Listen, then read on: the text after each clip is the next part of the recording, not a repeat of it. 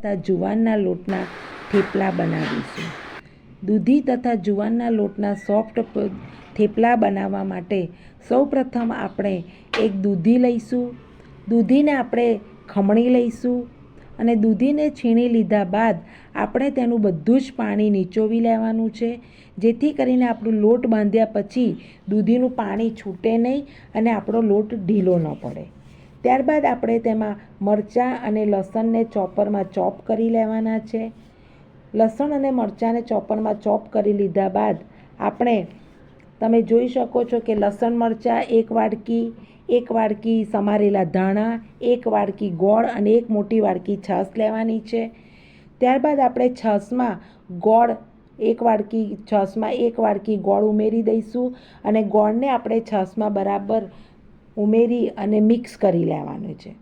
ત્યારબાદ લોટ બાંધવા માટે આપણે 2 વાડકી જુવારનો લોટ તથા 1 વાડકી ઘઉંનો લોટ લેવાનો છે, જેથી થેપલા વણવામાં આપણને સરળતા રહે. ત્યારબાદ લોટને ચાળી લીધા બાદ તેમાં 1 ચમચી અજમો ક્રશ કરીને ઉમેરી દેવાનો છે. ત્યારબાદ તેમાં 3 મોટી ચમચી તલ ઉમેરી દઈશું. ત્યારબાદ તેમાં ક્રશ કરેલા લસણ મરચાં ઉમેરી દઈશું. તેમાં લીલા કાપેલા ધાણા ઉમેરી દઈશું. તેમાં આપણે છીણીને રાખેલી દૂધી ઉમેરી દઈશું. ત્યારબાદ તેમાં આપણે અડધી ચમચી હળદર ઉમેરી દઈશું. સ્વાદ પ્રમાણે મીઠું ઉમેરી દઈશું. તેમાં 2 મોટી ચમચી મોણ માટે તેલ ઉમેરી દઈશું.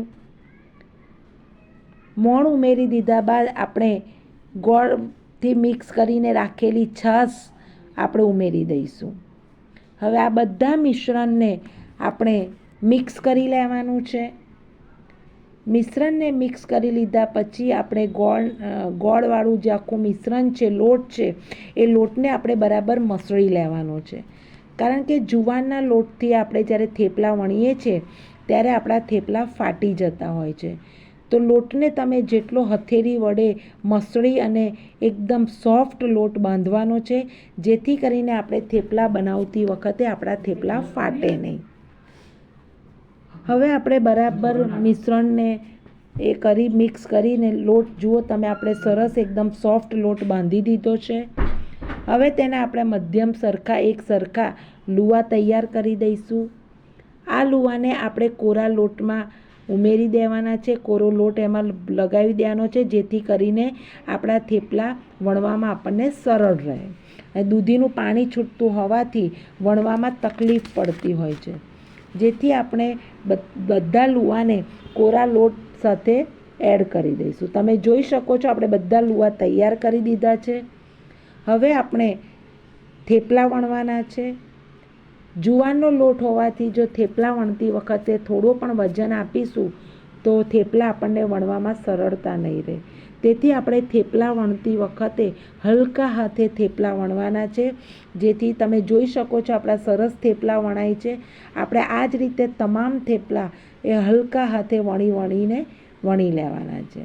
અને એ જ રીતે થેપલાને આપણે તવી ઉપર અલટ પલટ કરીને તેલ ઉમેરીને ધીમા મધ્યમ આંચ ઉપર સરસ ગુલાબી રંગના થાય ત્યાં સુધી આપણે શેકી લેવાના છે.